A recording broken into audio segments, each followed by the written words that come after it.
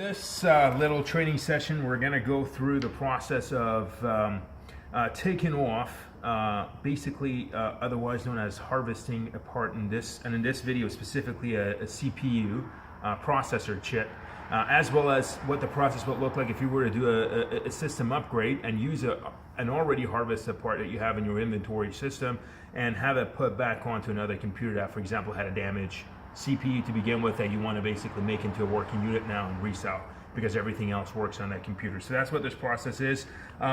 It's essentially the adding as well as removal of a CPU processor.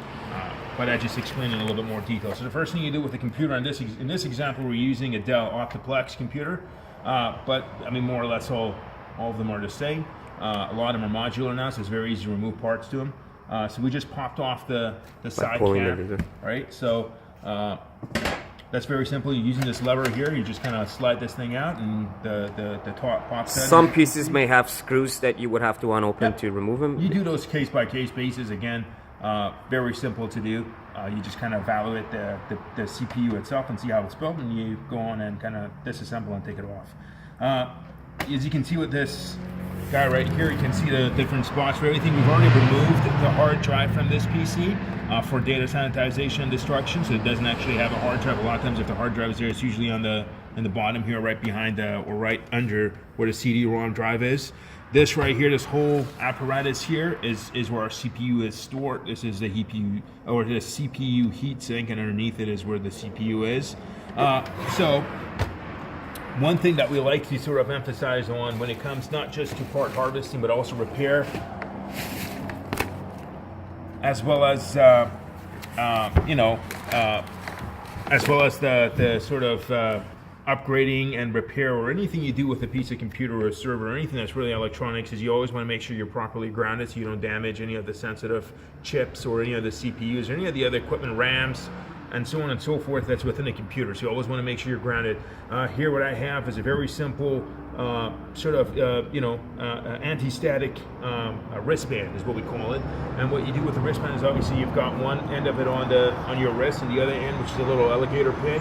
This is the guy that goes onto the equipment that you're working on to make sure that it's actually properly grounded, or you're properly grounded for that matter. So I'm just going to pick a spot on this computer that's the easiest for me. As you can see, there's a little opening right here, so it makes it quite easy for me to just simply hook my little hook on here. Make sure it's a metal piece and not plastic. It'll have to be conductive. So now we know that we're working on this piece of computer without really damaging it from an electrical perspective. Next sort of step here is we're going to have to remove the heatsink in order to get to the CPU itself to be able to harvest it, or if you have an additional CPU that I'm going to install, we still have to remove this guy anyways to get to that CPU. Usually, a lot of times, depending on the computer itself, it could just be a simple lever that you lift up, the CPU or the heatsink comes off, or in this case, we literally have two simple screws that we're going to have to take off. If you were to look at this in more detail, the screw on this side is quite easy to get to, but the screw on this side requires for you to remove the CD-ROM drive first before you can actually get to it. So that's what we're going to do. We're going to simply go through this little step of very simply removing the CD-ROM drive. I like to just unplug the thing and put it on the side so it doesn't get in the way. Once we've removed it, now we have a lot more room to work with. Now we can see both screws on both sides. All we do is we just get the right bit from our toolbox. We got our little screwdriver, drill, whatever you want to call it here. We make sure that it's set to open up, which it is right now. And all you simply do at this point in time is you just find the screws. You simply open them up. Very, very simple. And once you do that, as you can see, more or less, your heatsink pops right off. And there you have it. There's a good old heatsink. And now we have full access onto our CPU, our processor. If we're harvesting this guy, what we want to do is we want to make sure that that CPU is cleaned off properly. As you can see, there's a lot of material on there right now. There's a lot of thermal compound on there that is generally found on every single CPU, as well as heat sinks as well. So for the purpose of putting this thing back into inventory as a part harvest, you want to make sure that this is properly cleaned off because you don't want it to get dried off. Once you take this off and you kind of put it out in the open in your inventory section, that this could, if this isn't cleaned off properly, it could get dried off and it could be hard to deal with later on. So we're going to clean this off right now. I'm going to show how that's done. Depending on, again, the CPU socket itself, some computers have two little levers that you generally have to get into to open up the LED, if you will, for this thing, and then get into the CPU. Some of them have one. In this case, this computer, this Optiplex, only has one on the side here. All you do is you literally just push down on this pin and kind of put it onto the side. It's having a bit of a hard time doing it here with my gloves on, but there it is. So now we've kind of opened up the pin that allows us to open up the little cap here, and now we have an exposed CPU that's basically ready for you to grab onto, which again is quite simple. You simply just grab onto your CPU. In this case, what you can do is, I generally like to take my gloves off because this is fairly sensitive and fairly simple to do, and there you have it. A lot of times if you feel like, you know, a task that you're doing is non-hazardous and you have to take off one of your gloves, like I just said right now, in order to do this more properly and more securely, you go ahead and do that. You make that judgment call there. This is not something that's going to injure you. However, you could injure and damage the CPU by trying to take it out with your glove, like I was trying to do. You could actually bend one of the ports in the CPU socket, which could make this computer pretty much garbage at that point in time. So you're going to have to, just use sound judgment as you go along. So now here we go. We've got the CPU out. What we want to do is we want to clean the CPU out properly because we want to make sure, again, that it's properly put into inventory. What we have a system here. We have a little piece of technology and tool that we use in order to be able to clean off our CPUs, and it's basically a compound. Fairly simple. As you can see, they come in two different Steps packages. 1 and 2. They're quite clearly labeled as number 1 and number 2. So therefore, you know, bottle number 1, it has to be used first, and once that's cleaned off and wiped off, you go on to bottle number 2, and that's pretty much it. Bottle number 1, as you can see, is called a remover. It's a material remover, so it's literally a piece of liquid that will go on here and actually remove this thermal paste that we have on here. And this guy is a purifier, so this is kind of a polishing, taking off whatever residual a little bit is left over from this guy. And generally what we do is you want to do anywhere between 2 to 3 drops of each. You have to wait a minute between each one of these guys. So in other words, when you pour 2 or 3 drops of material number 1, which is a thermal material remover, on here, you let it sit and then you wipe it down after a minute, and you do the same thing with this guy. Then you pour this guy under a couple of drops, then you wait for another minute, and then you wipe her down and she's ready to go. Make sure always to use a microfiber cloth when wiping it down. Correct. So we've got our microfiber cloths here that are ready to go. So all I essentially do is I just take this little guy, I try to spread my drops as much as I can. There you go. And then I kind of just like to swirl it around a little bit.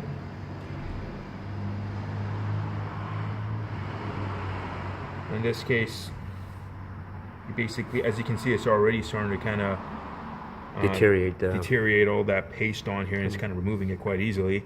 So it's very, very nicely done.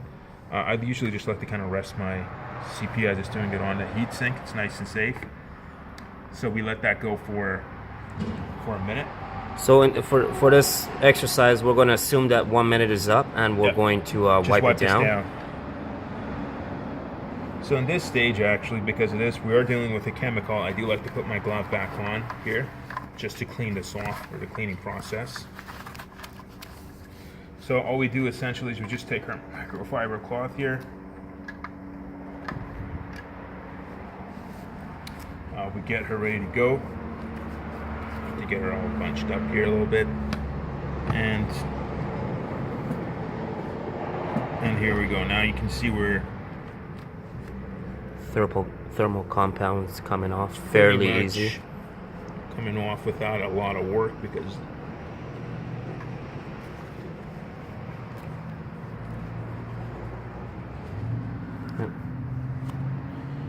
this looks pretty darn clean to me now. You can see it looks clean. Yeah. So the next step is to essentially also remove it from the heat sink. Yeah, so you want to remove it from the heat sink as well. You kind of do the same thing with the heat sink here as well. So you just put a few drops and wait. Generally 2 is more than enough, because it's a fairly strong chemical that will easily take off all that. So you just kind of leave that. Meanwhile, Again, we're going to assume that we waited a minute in order to kind of wipe this thing down. Now you can kind of move on to part number 2, or the bottle number 2 for this guy. You can do these 2 steps in staggered methods. So you can do while parallel. one is waiting on the 1 Yeah, minute, you can do you're them working on the other. essentially parallel to each other. Fairly simple. And again, we're just going to take this guy and put a couple little drops. Okay, you don't need to go anything crazy here. It's probably more than enough. And again, for the purpose of this video, we're going to assume that we waited approximately a minute, maybe even a little bit longer, for this guy to kind of do its job, and at which point in time we're just going to simply use that microfiber cloth again to polish it off. And there you have it. A perfectly clean and reusable CPU that we've harvested from a computer that wasn't otherwise working or had a damage, you know, could have been motherboard, could have been power supply, whatever. So there it is. Again, we do the same thing with this guy as well. At this point in time, after we're going to assume a minute's gone by, as you can see, this material is doing a great job at solidifying this thermal paste and allowing it to come off quite easily. There you have it. A very clean heatsink. Now at this point in time, we're going to assume that this is a computer that we have that started off with having a damaged processor, or whatever, you know, reason that we have at that given time. Could have even been the fact that we have better CPUs that we've harvested from another computer that we're going to use to upgrade this guy because it's got a very weak and sort of cheap CPU. So whatever the reason might be, you're now moving on to the process of actually installing and upgrading a system and installing a new CPU, a new processor. Obviously, we're doing this all on the same computer, but we're going to assume that, you know, this could have all been a completely different computer that we're working on with here. Again, for the demonstration of this purpose, to put the CPU back in there properly, I like to kind of take my gloves off. This is a fairly, you know, clean piece of equipment, so it's ready to go. So what you want to make sure is when you go to put the CPU back on, you obviously want to make sure you do it properly and that it's done. You essentially want to make sure that the sockets match, is what I'm trying to say. Because if the sockets don't match, then you're kind of pushing this thing in too hard and you can damage it. And obviously, if you look at the pins, you can see the indent. There's an indent in here where you can see all the dots. There's an indentation here and there's an indentation here. You look into the actual socket itself to see where you find the indentations.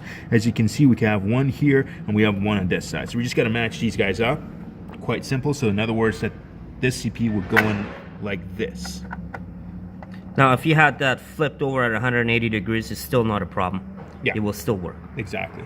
So now that we've got it all matched up properly, that means the sockets are all matching and this CPU is pretty much ready to go. And looking pretty good. So at this point in time, we're going to actually kind of do things in reverse in comparison to what we did at the beginning of this video. Is that we're going, instead of taking the thermal paste off, because we already have done that, we're going to basically apply a new layer of thermal paste on this CPU because it's going to be installed. And what we have there is a syringe that contains brand new thermal compound, and literally by which is usually what they. That's usually the material that they come in. So it's quite simple. You know, a good train of thought when you go to put brand new compound in there, thermal compound, is that you always want to kind of put it down in an X format, simply because it allows for the best coverage. Once the heatsink gets pressed on there, it spreads it quite evenly throughout the entire CPU, so you make sure you don't have any hot zones on that CPU. So all you do is you simply just push down on that simple syringe, quite simply, and I just like to do an X myself again. And this seems to be the best practice among. Again, keep in mind, not getting a perfect X or having some residue is no big deal. You obviously want to kind of, again, this is kind of personal. I like to put just a bit of extra in here and there, just to make sure it spreads out nicely and that we have the most amount of coverage. And once that's all done, make sure to put the lid on the syringe. You put the cap back on. Little cap on this guy. We're done with this fella. Now we've got a perfectly pasted and ready to go CPU. We've got our heatsink that we've cleaned out previously, so that you don't really do much to the to the heatsink at this point. It's ready to go. It's been cleaned off, so it's really just ready for an install. At this point in time, all we do is we proceed to put the cap back in there. We've got our little pin for our CPU. We put that in here. Now it's all secure. It's not going anywhere. So the only stage that you got left here essentially is to install your heatsink. You got to make sure that you look at where the 2 screws were. You can simply see that the 2 spots for the 2 screws are right here, so you just kind of match up the so-called heatsink onto those screws. Very simple. It kind of just more or less slides in by itself. And there it is. That side is in. Again, you kind of just use sound judgment. Now we basically have both of those guys in. Now all I do is I just simply take my little drill, and there she is. I just drill her in there, and there you go. So we've got a perfectly secured heatsink. It's been brand new in terms of its paste, and it's essentially ready to go. It's ready to be reused, and this video essentially covers both the harvesting as well as the install and upgrade of a CPU.